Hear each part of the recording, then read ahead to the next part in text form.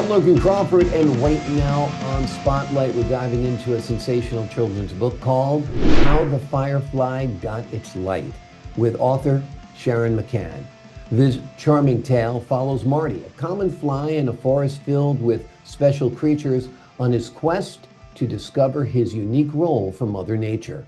Sharon brings her cinematic experience to the pages, creating a vivid and dynamic world that captures the imagination of both young and old.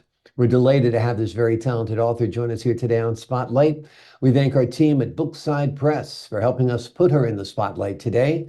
And we ask viewers like you to support writers like her by subscribing to our channel and by purchasing her delightful book. The links are below this interview. Sharon, great to see you here today. Thank you for having me. I'm delighted to be here. I love this story, how the firefly got its light. I think that's a question that a lot of kids have when they see those fireflies floating around outside. Like, why does it glow? And you've answered that question in this book, which is quite sweet. Let's give the folks at home an overview of what your book is about.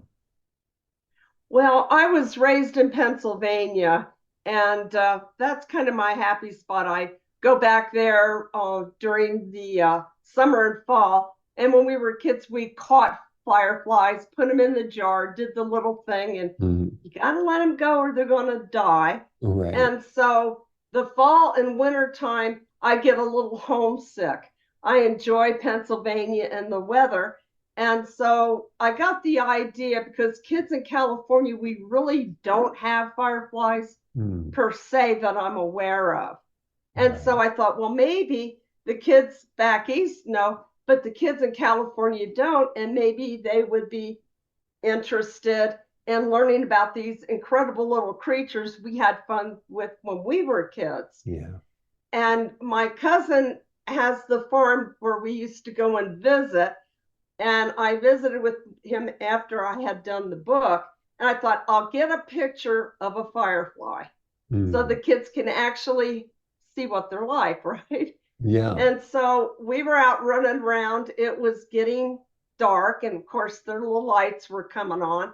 And we were running around, and he's a photographer, takes excellent pictures. We're trying to capture a firefly with its light on. And every time we went somewhere, they would disappear because they do signal each other with the lights. And we were trying to capture it. I'm going, his wife was laughing at us. I go, I've got an idea. Let's catch one and put it in the jar, and maybe its light will come on and we can take a picture.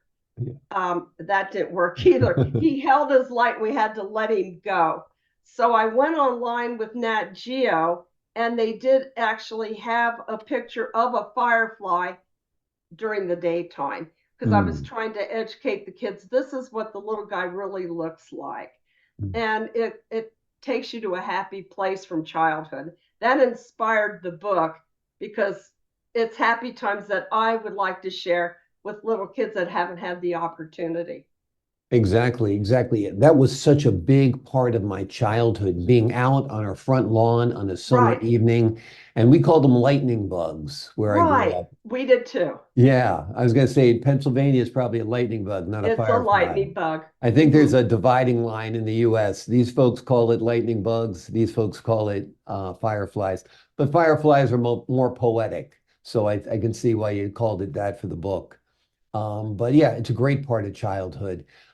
Did your background in film influence the way you developed the characters and the settings in your book? Yeah, I believe it did. Being raised, I lived somewhat in the country area. So like, went fishing with a closed or with a safety pin and climbed trees and interacted with nature, which I've carried through all the way to my adulthood. The love of nature and being outside and enjoying it. And it takes you to a happy place for me, recalling this. And I wanted to pass this on to generations of kids that haven't had the opportunity, and maybe they could talk their parents into taking them back somewhere where they can enjoy the interaction with the fireflies because it makes you happy. It really does. It really does. There's something magical about it for sure, because what other bugs glow in the dark? I None, know. right? Yeah. Yeah. it's just it's magical. It's really a magical time. And it's just really amazing that they only stay about knee high level. And Hmm. then at a certain time, they're there and then they're gone. Like in an hour, they go Yeah. wherever they're going to go.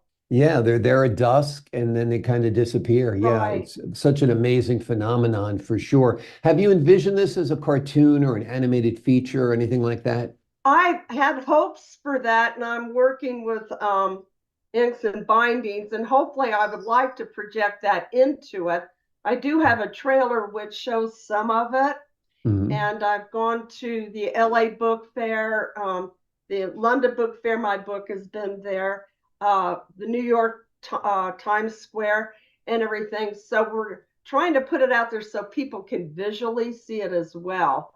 And then a little blurb. I take the book with me, and I love interacting with children. Yeah. They're honest, and I've done some readings with them, and then you ask them questions, and you'd be amazed where these children's mind processes are. They're Yeah. really, really honest, and you can get a good idea of what they're thinking.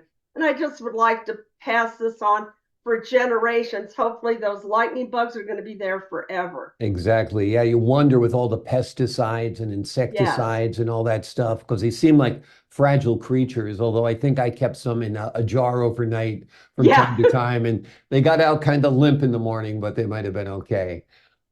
It's a great book. I'm glad you wrote it, and I'm glad you're sharing this experience with children. The only other book I can think about fireflies was when I was a kid was Sam and the Firefly, but that was a long time ago. And this is a Uh much huh. more updated book, that's for sure. That's for sure. What Oh, do you hope good. the children take away from the book? Well, I think it's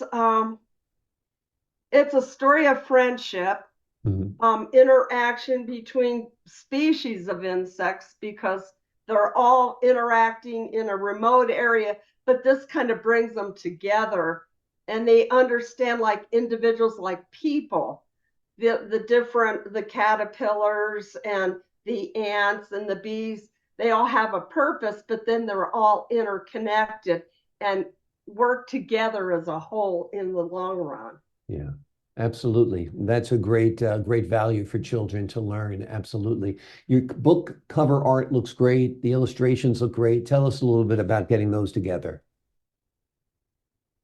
Well, it's really hard to describe because my some of my favorite authors like J.K. Rowling's, Tom Clancy, inspired me because I wasn't planning on writing a book, Right, and like J.K. Rowling's goes, it just kind of comes to you. You don't sit down per se and go, I'm going to write a book. It doesn't work that way. It right, just kind of like comes to you, and like the childhood experiences, it brought me happy things, and it just really kind of flowed. I had the ending of the book in my head, and then just progressively worked from forward to backwards, right. and actually got to the conclusion because I knew how it was going to end. But just interactions with people, I kind of put that with the characters in the book. Mm, I tried to keep the verbiage down so preschool kids could read it or have help reading it, that the verbiage wasn't too hard for them. yeah, And it's just experiences, life experiences translated into these characters from what we did when we were kids. How many times have you watched ants, going back and forth in their hole? And it also gives you a life uh, study in life well with other creatures in the world. And I absolutely. just related it to that. Are you planning any sequels to Marty's story or any other children's books you have cooking up here? I have a book with Inks and Bindings right now, and it's another Eastern book, Hmm. and it should be in publication towards the fall of the year. And it's a tale of why the leaves turn color in fall. Oh, great. That's And another that's winner, I another one think. where kids in California really don't experience that. But that was a happy place it takes me to again with colored leaves, and it kind of makes you a little homesick, and Oh, that's yeah. kind of why I wrote that book. Yeah. It just makes you happy. Colored leaves, cider donuts, hot apple cider. Right. You really get the feeling for fall. People who don't experience that really are missing out because that is They are. the best time of the year in the Northeast for sure. That's Yeah. correct. I mean, that I get homesick that time of the year, and sometimes I try to make a trip back Yeah. because I did fly back and I did some Barnes and Noble's book signing in Valley Forge and Hmm. a couple of other places. I sought them out until I finally made the connection with Inks and Bindings Hmm. and Val and his team, and they've really helped me come to the forefront because when I first started this, it was you send your manuscript, you get your self-addressed stamped envelope Right. and hope that I sent like 5 or 6 of those out. And then I was working in open heart surgery, so I didn't dedicate it wholeheartedly at that time. But I actually did get one back, and my son was living at home, and I'm going, I'm actually an author. I got a rejection letter. And the gentleman from the one uh, place that I submitted it, and he goes, it's not the genre that we're looking for, Right. but good luck. And it gave me inspiration to continue on because Exactly. the others never came back. And the whole process has changed since that time. Yeah. Yeah. The process is different. It's an evolving world. It's an electronic world. Right. And you're in good company if you got a rejection to your query because all the best writers have been. In fact, you know the famous story. Fred Astaire was told he can't act, but can dance and sing a little. So Yeah, there, there exactly. you go. You're in good Right. company for sure. This is a great book, folks. It is called How the Firefly Got Its Light. It's written by a wonderful author. Her name is Sharon McCann. It is a charming story. It tells the story of Marty, a common fly in a forest filled with special creatures, on his quest to discover what is special about him. It's a great story. You'll love it. The kids will love it. And it's highly recommended. Sharon, thank you so much for joining us here today on Spotlight.